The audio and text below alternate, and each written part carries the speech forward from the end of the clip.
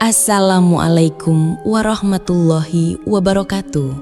Saudaraku yang dirahmati Allah, pernahkah kita bertanya, apakah haji kedua benar-benar panggilan suci atau peringatan dari langit? Namanya Pak Haji Samsul, usia 65 tahun. Ia dikenal di kampung sebagai sosok yang bersahaja, jujur, dan tak pernah meninggalkan masjid.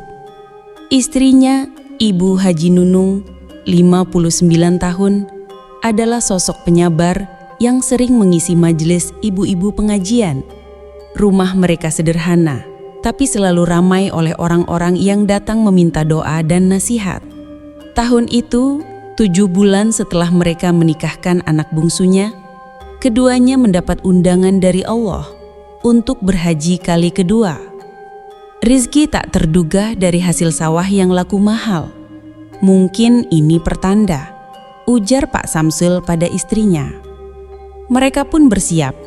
Jamaah haji dari desa melepas kepergian mereka dengan doa dan tangis haru.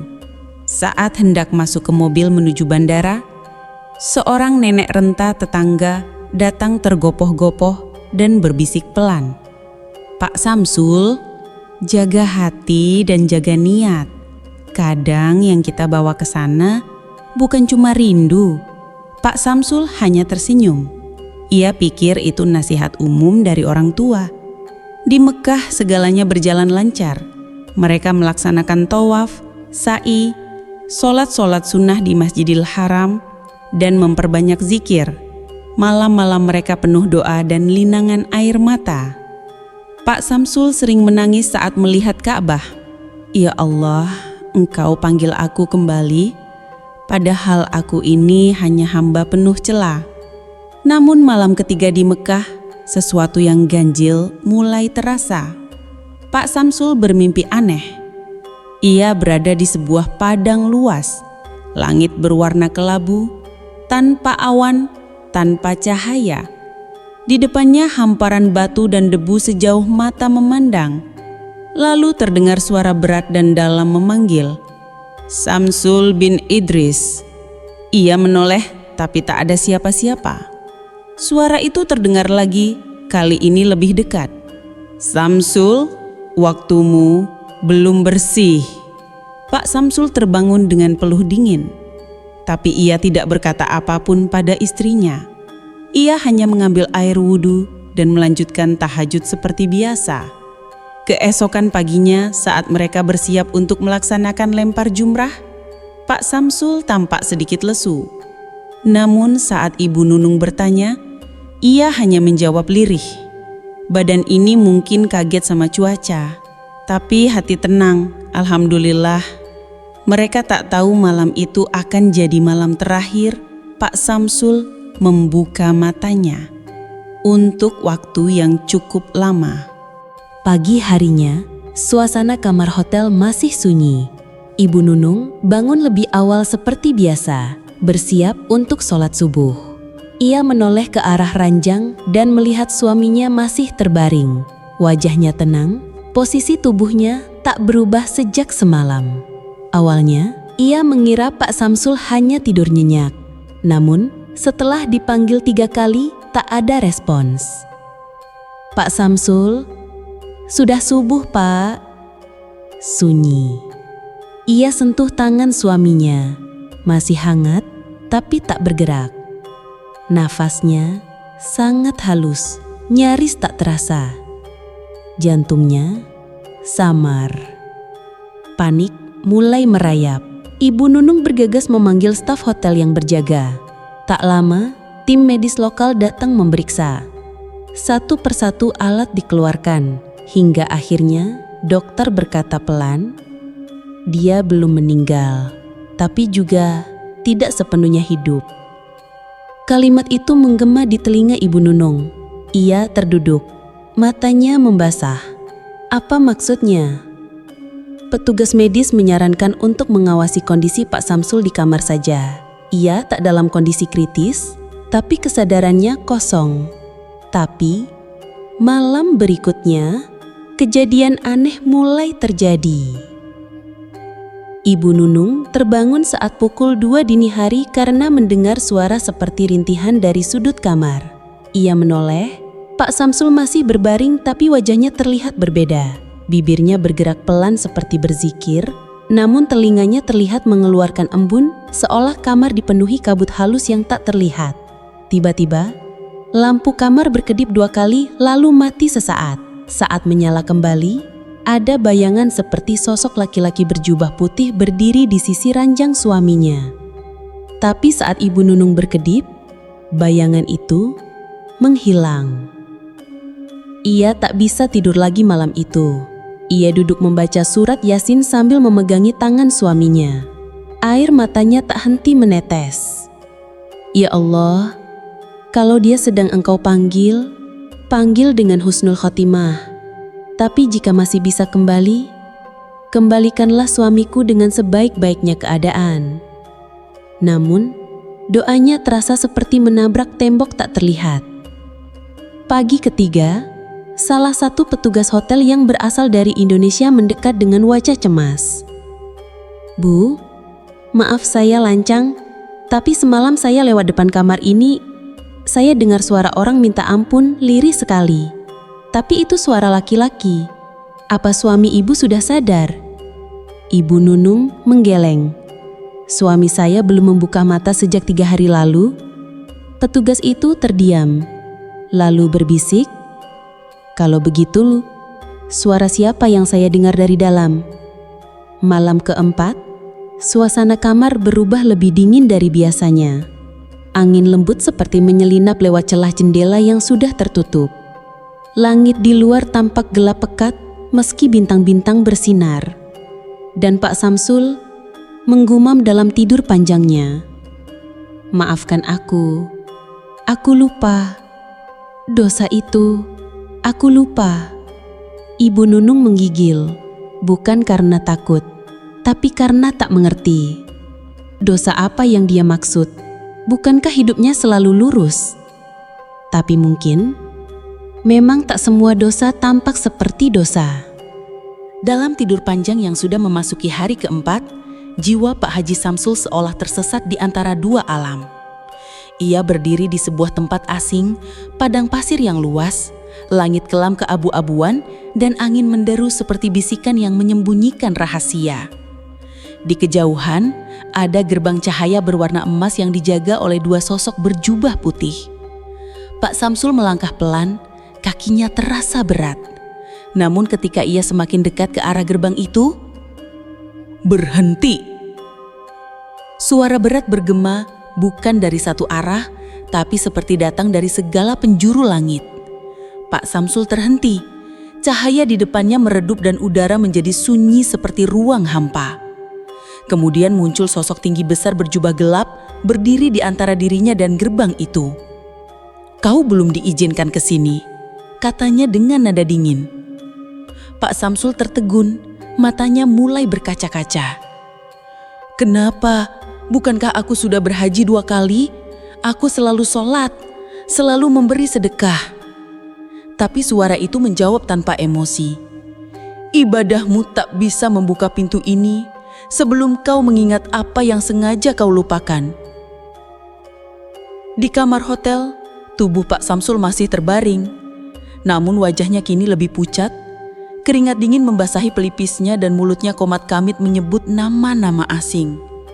Ibu Nunung terus duduk di sampingnya, membaca ayat demi ayat Al-Quran, namun dalam hatinya kini mulai tumbuh satu rasa yang tak ia inginkan, cemas dan bingung. Ya Allah, suamiku bahkan dalam tidur pun terlihat sedang ketakutan. Pada malam kelima, Ibu Nunung bermimpi. Ia berada di sebuah pelataran masjid tua yang sepi. Lalu datang seorang lelaki tua berjubah putih, berjanggut panjang, membawa tasbih. Ia berkata, "Waktu suamimu hampir habis, tapi jiwanya tertahan karena satu hal yang tak pernah ia benahi." "Apa itu?" tanya Ibu Nunung dalam mimpinya. Lelaki itu menjawab, "Ia pernah menyakiti orang yang diam, yang tak sempat membalas." Saat terbangun, Ibu Nunung langsung terisak. Ia menatap wajah suaminya yang masih terbaring, suara di hatinya menggema, "Ya Allah, tolong beri petunjuk. Jika dia harus mengingat, bukalah hatinya jika dia harus mengingat itu." Sementara itu di alam antara, Pak Samsul kembali melangkah, tapi kali ini ke arah yang berbeda. Ia dituntun suara yang membisikkan satu nama. "Pak Ujang, Pak Ujang, pasar lama." Tiba-tiba sebuah adegan muncul di depannya, seperti layar besar yang menayangkan masa lalu. Ia melihat dirinya 20 tahun lalu saat ia masih berdagang bahan bangunan. Di pojok pasar, seorang lelaki tua berpakaian lusuh menangis. "Maaf Pak, jangan usir saya belum laku dagangan hari ini." Dan Pak Samsul di masa lalu dengan nada tegas berkata, "Kau selalu rugi, kau cuma bikin jelek nama tokoku." Ia tak ingat pernah berkata seperti itu, tapi adegan itu terus diputar lalu menghilang. Kini ia mengerti, ada luka yang ia tinggalkan yang tidak ia sadari sebagai dosa. Ia pun berlutut menatap langit gelap dan berkata, "Ya Allah, jika memang ini dosaku, tolong beri aku waktu untuk meminta maaf bahkan jika orang itu sudah tiada." Namun jawaban langit masih sunyi. Gerbang emas itu tetap tertutup dan langkah Pak Samsul semakin berat, seolah tubuhnya mulai kehilangan cahaya. Pak Samsul terduduk lemas di padang yang tak bernama itu. Cahayanya meredup, seakan jiwa yang selama ini merasa tenang, kini mulai dirundung kabut penyesalan. Ia baru menyadari, "Aku merasa bersih, tapi ternyata aku hanya terlalu percaya diri." Tiba-tiba, di kejauhan, muncul sebuah pintu kayu tua berdiri sendiri di tengah padang. Di atasnya tertulis dengan huruf yang redup namun jelas, "Pintu Kesadaran." Suara dari langit kembali berbicara, "Untuk kembali, kau harus masuk dan hadapi dirimu sendiri." Tanpa berpikir panjang, Pak Samsul berjalan ke arah pintu itu dan membukanya. Tanpa berpikir panjang, Pak Samsul berjalan ke arah pintu itu dan membukanya. Ia langsung terlempar ke sebuah ruang sempit penuh cermin. Tapi cermin-cermin itu tidak memantulkan dirinya, melainkan wajah-wajah orang yang pernah ia temui dalam hidupnya. Ada yang tersenyum, tapi lebih banyak yang menangis diam-diam. Seorang anak kecil yang pernah ia bentak karena bermain di depan musola. Seorang janda tua yang ia tolak mentah-mentah saat minta tolong pinjaman. Seorang karyawan muda yang pernah ia permalukan di depan umum karena kesalahan kecil. Dan suara itu berkata lagi, "Bukan karena engkau jahat, tapi karena engkau terlalu yakin bahwa engkau baik." Di dunia nyata, nafas Pak Samsul mulai tidak beraturan. Tubuhnya mengejang pelan namun tetap tak sadar. Ibu Nunung yang duduk di sampingnya mulai membaca surah Al-Mulk dengan suara bergetar. Hatinya penuh gelisah. Di sela-sela ayat, ia berdoa dalam hati, "Ya Allah, jika benar suamiku sedang diuji di alam sana, tuntunlah dia. Jangan biarkan dia tersesat sendirian." Nah, malam itu saat ia hendak tidur di atas sajadah, ia kembali bermimpi. Dalam mimpi itu, ia melihat suaminya duduk di bawah pohon besar di tengah gurun, sendirian dan menangis. Ia ingin berlari memeluknya, tapi tak bisa bergerak. Lalu dari balik pohon, muncul seorang lelaki tua berjubah putih yang sama seperti di mimpinya sebelumnya. Dia bilang begini, dia sudah tahu apa yang harus ia lakukan, tapi hatinya masih terikat pada satu kalimat, "Aku tidak merasa bersalah." "Apa yang harus saya lakukan untuk membantunya, Kiai?" tanya Ibu Nunung. Lelaki tua itu menjawab, "Doakan dia ikhlas mengakui bahwa ia pernah salah, meski ia merasa benar." Nah, keesokan harinya, Ibu Nunung mengajak seorang ustadz Indonesia yang mereka temui saat manasik dulu untuk datang ke kamar. Ia minta ustadz itu untuk membacakan ruqyah ringan dan doa-doa untuk orang yang sedang dalam ujian alam ruh. Setelah beberapa ayat dibacakan, Pak Samsul meneteskan air mata, meskipun matanya masih terpejam. Ustadz itu hanya berkata pelan, dia sedang menyadari sesuatu yang berat. Nah, di alam antara, Pak Samsul kini terduduk di depan meja kayu tua dan di atasnya ada buku besar berwarna gelap penuh catatan dan tinta yang masih basah. Ia membuka lembar demi lembar dan pada satu halaman tertulis namanya dengan catatan. Ia pernah menyakiti, lalu lupa. Ia pernah menolak, lalu merasa benar. Ia pernah menutup telinga, padahal yang datang hanya minta pengertian. Tangannya gemetar. Lalu, perlahan, ia bisikkan, "Ya Allah, aku mengaku, aku berdosa, bahkan pada hal-hal yang aku anggap sepele. Ampuni aku." Saat itu juga, ruang cermin di sekelilingnya pecah sendiri. Satu persatu, dan cahaya kecil mulai muncul kembali di dada Pak Samsul. Namun, gerbang pulang belum terbuka. Ia belum selesai. Masih ada satu langkah terakhir, dan itu yang paling sulit. Meminta ampun bukan hanya dengan lisan, tapi dengan jiwa yang sepenuhnya menyerah. Pak Samsul kini melangkah di lorong panjang tanpa ujung. Lorong itu dipenuhi suara-suara samar, seperti tangisan, bisikan, dan teriakan dari masa lalu. Setiap suara seakan berasal dari mereka yang pernah terluka oleh sikapnya, meski ia sendiri bahkan tak mengingat sebagian nama mereka. "Ampuni aku tidak berniat menyakitimu. Aku hanya manusia biasa." Namun suara dari langit menjawab dengan tenang namun menekan. "Tidak cukup. Yang benar-benar menyesal akan mencintai aibnya sendiri agar tak mengulangnya lagi." Di dunia nyata, Ibu Haji Nunung menyalakan lampu kecil di sisi ranjang. Sudah hari ke-7, suaminya masih dalam keadaan yang sama. Tidur, tapi bukan tidur biasa. Diam, tapi wajahnya tak pernah benar-benar tenang. Pagi itu, seorang jamaah lansia dari Indonesia yang tinggal sekamar dengan mereka menyampaikan sesuatu yang mengejutkan. "Bu, tadi malam saya bangun mau wudhu, tapi saya lihat Pak Haji berdiri di dekat jendela. Wajahnya kosong dan beliau menghilang begitu saja ke arah dinding."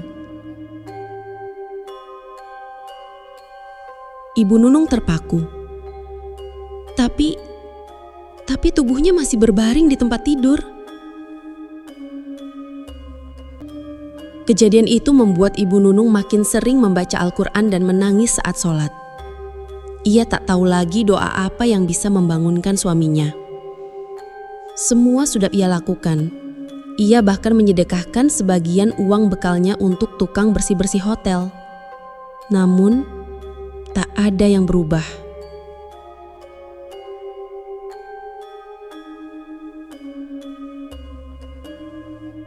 Sementara itu, Pak Samsul kini tiba di ruang terakhir dalam lorong ruh itu. Di dalamnya hanya ada satu cermin besar.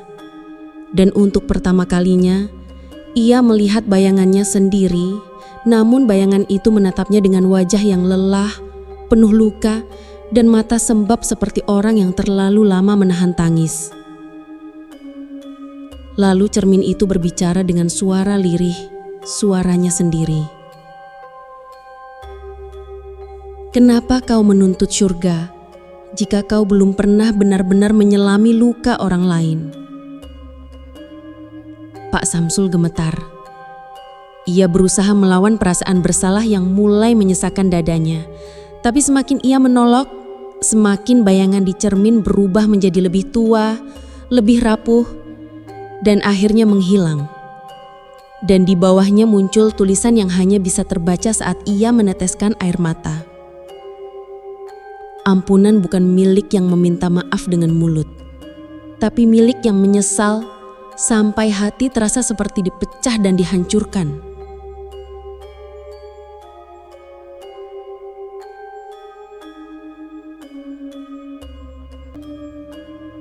Ia jatuh bersujud. Untuk pertama kalinya, ia menangis seperti anak kecil bukan karena takut, tapi karena sadar bahwa selama ini ia terlalu bangga dengan kesalehannya, terlalu yakin dengan ibadah-ibadah lahiriah, tapi lalai dalam merawat hati dan menjaga lisan kepada yang lemah. Ya Allah, aku mohon, jangan lihat aku dari amal yang tampak, tapi lihat dari tangis dan retak hatiku yang baru ini. Dan malam pun turun, malam ke-8 sejak Pak Samsul tertidur. Di kamar hotel, suasana begitu sunyi hingga suara detak jang terdengar menggema. Ibu Nunung duduk bersandar di sisi tempat tidur. Tasbih masih tergenggam erat, namun suaranya tak lagi terdengar lantang. Ia kehabisan air mata. Yang tersisa hanyalah harapan terakhir yang menggantung tipis di langit Mekah malam itu. Sementara itu, Pak Samsul berdiri di depan sebuah pintu batu berwarna hitam. Ukirannya sangat halus, namun tanpa pegangan. Di atas pintu tertulis dalam cahaya samar, "Kembali hanya untuk yang benar-benar menyerah." Ia mencoba mendorong pintu itu, tapi tak bergeming. Ia mengetuk, menjerit, bahkan bersujud, tapi tetap tak terbuka. Di sekelilingnya tak ada siapa-siapa lagi. Semua cahaya dari langit padam, suara tak lagi terdengar. Ia merasa seperti ditinggalkan, seperti tidak diinginkan baik di dunia maupun di akhirat. Ya Allah, dia masih menungguku. Istri itu masih mengingatku. Dan untuk pertama kalinya sejak mati suri, Pak Samsul tidak meminta untuk diampuni. Ia berkata lirih, "Ya Allah, jika Engkau tak izinkan aku kembali tak apa.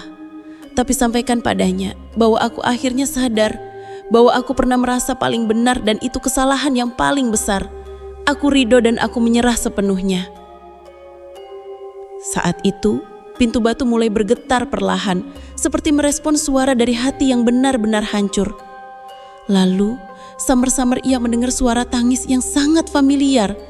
Tangis yang pernah menenangkannya saat hidup penuh cobaan. Tangis yang dulu menemaninya saat gagal dalam usaha. Tangis itu adalah Ibu Nunung. Ya Allah, dia masih menungguku. Istriku masih mengingatku. Dan untuk pertama kalinya sejak mati suri, Pak Samsul tidak meminta untuk diampuni. Ia berkata lirih, "Ya Allah, jika Engkau tak izinkan aku kembali tak apa. Tapi sampaikan padanya bahwa aku akhirnya sadar bahwa aku pernah merasa paling benar dan itu kesalahan yang paling besar.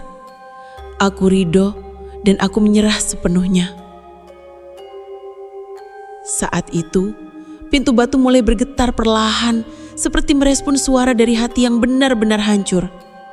Lalu, sebuah celah cahaya terbuka dari bagian bawah pintu. Tapi bukan gerbang kembali yang muncul, melainkan satu sosok berjubah putih muncul dari dalam pintu, membawa sesuatu yang berkilau, seperti setitik nur yang bergetar lembut. Sosok itu mendekat dan berkata pelan, "Ini bukan pintu yang kau buka dengan tangisan, tapi dengan pengakuan sepenuh jiwa. Sekarang, waktumu untuk pulang telah tiba." Di kamar hotel, Ibu Nunung yang hampir tertidur tiba-tiba terbangun. Ia merasa seperti ada hembusan angin yang sangat lembut menyentuh pipinya. Saat ia membuka mata, ia melihat tangan Pak Samsul perlahan bergerak. Satu jari, lalu dua, lalu kelopak matanya mulai terbuka. Pak Samsul." Lelaki yang selama 8 hari terbaring tak sadarkan diri itu perlahan membuka mata, menatap langit-langit kamar, lalu menoleh ke arah istrinya dengan mata berkaca-kaca. Dan suara bergetar, "Maafkan aku, Nunung. Aku baru sadar, ternyata selama ini aku terlalu percaya diri bahwa aku suci."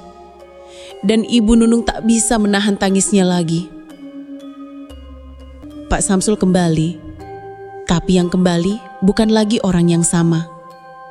Itu adalah jiwa yang telah dihancurkan oleh kesombongan yang tak ia sadari, lalu disusun ulang oleh rahmat Tuhan yang luasnya melampaui dosa.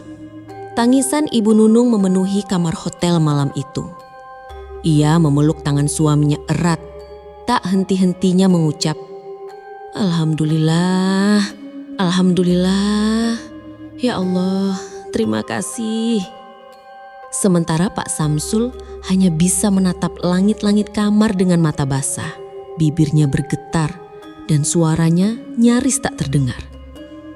8 hari, rasanya seperti 8 tahun. Aku tak tahu aku masih boleh kembali.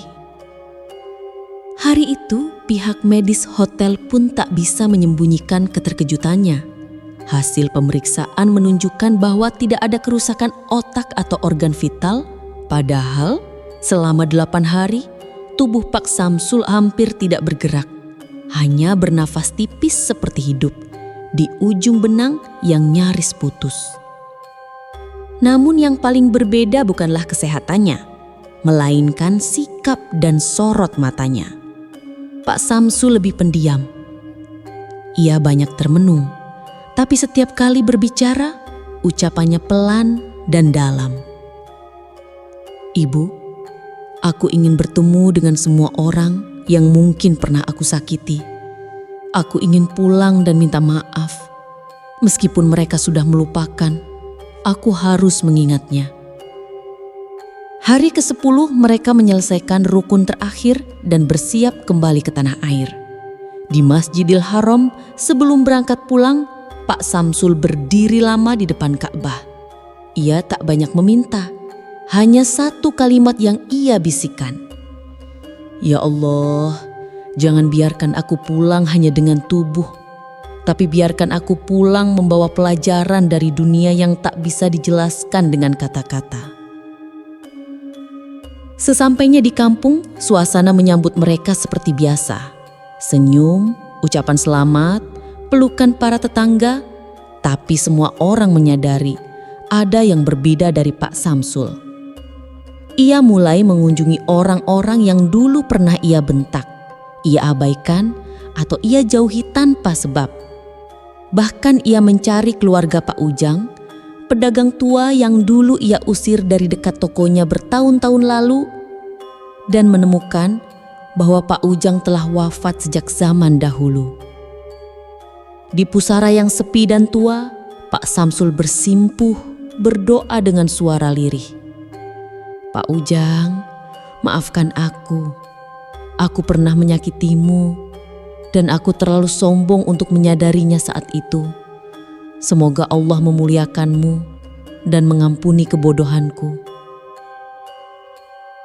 Dan sejak hari itu, Pak Samsul tak lagi disebut hanya sebagai haji 2 kali, tapi sebagai orang yang berubah setelah mati sebelum dikuburkan.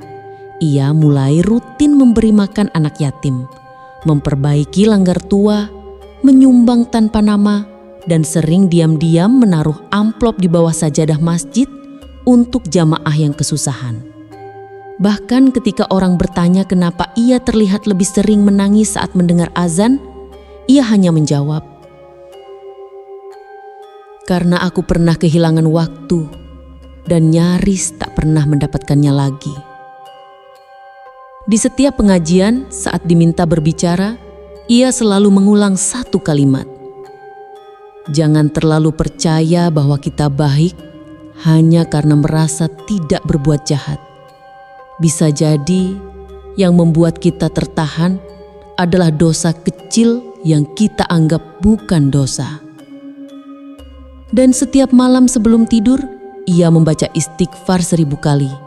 Bukan karena takut mati, tapi karena ia pernah merasakan hidup yang tak bisa dijangkau doa-doa dunia. Sudah 3 bulan sejak Pak Haji Samsul dan Ibu Haji Nunung pulang dari Tanah Suci. Hidup mereka kembali ke rutinitas desa. Namun, jiwa keduanya tak pernah sama. Pak Samsul kini dikenal bukan hanya sebagai tetua kampung, tapi juga orang yang pernah mati tapi diizinkan kembali. Banyak orang yang awalnya penasaran dan bertanya, "Pak Haji, apa yang sebenarnya Bapak lihat selama mati suri itu. Dan setiap kali Pak Samsul hanya tersenyum, menunduk lalu berkata dengan suara lirih, "Yang saya lihat adalah diri saya sendiri dan saya tidak sanggup menatapnya." Ia tidak pernah membanggakan pengalaman itu, bahkan cenderung menghindari membahasnya terlalu dalam. Tapi ia tahu ada satu hal penting yang harus ia wariskan dari pengalaman batin itu. Pengingat bagi yang masih hidup agar jangan menunda menyucikan hati. Sebab menurutnya tak ada tempat untuk sombong bahkan dalam kesalihan. Dan terkadang orang paling salihlah yang paling sulit menyadari bahwa ia sedang menyakiti tanpa sadar. Suatu malam saat hujan rintik turun, Pak Samsul duduk di serambi rumahnya bersama Ibu Nunung. Ia berkata dengan suara serak namun tenang, "Dulu aku merasa aman karena merasa tidak pernah mencuri, tidak pernah berlaku kasar, tidak pernah meninggalkan sholat. Tapi aku lupa bahwa aku pernah menyakiti dengan kalimat tajam yang terdengar benar tapi menusuk dalam." Ibu Nunung menatap suaminya, menggenggam tangannya dan menjawab, "Dan mungkin Allah memberikanmu kesempatan kedua agar orang-orang lain tidak perlu menunggu mati dulu untuk menyadarinya." Keesokan harinya, Pak Samsul diundang ke masjid besar di kota untuk mengisi acara bertajuk Haji dan Hati yang Bersih. Saat berdiri di mimbar, ia mengucapkan salam dengan suara bergetar. "Assalamualaikum warahmatullahi wabarakatuh." Lalu ia mulai dengan sebuah kisah singkat yang ia simpulkan dari seluruh perjalanannya. "Saya pernah lupa bahwa ada dosa yang tidak berbentuk. Saya lupa bahwa menyakiti orang yang diam adalah sama beratnya dengan melukai secara terang-terangan. Dan saya lupa bahwa surga bukan milik mereka yang merasa layak, tapi milik mereka yang merasa kecil di hadapan Allah." Lalu ia menunduk, air matanya jatuh, bukan karena sedih, tapi karena bersyukur. Karena Allah telah mengizinkannya mengingat sesuatu yang nyaris ia bawa sebagai lupa sampai akhir hayat. Malam itu, video ceramah Pak Samsul viral di media sosial. Ribuan komentar memenuhi kolom. "Terima kasih telah menyadarkan kami. Saya menangis mendengarnya Pak Haji. Saya pernah merasa benar, padahal sedang menyakiti." Cerita Pak Samsul bukan hanya tentang mati suri, tapi tentang kesempatan kedua yang sering kita abaikan setiap hari. Karena sejatinya, setiap hari adalah kesempatan kedua. Kita hanya perlu cukup jujur untuk mengaku salah dan cukup rendah hati untuk memulai lagi dari awal.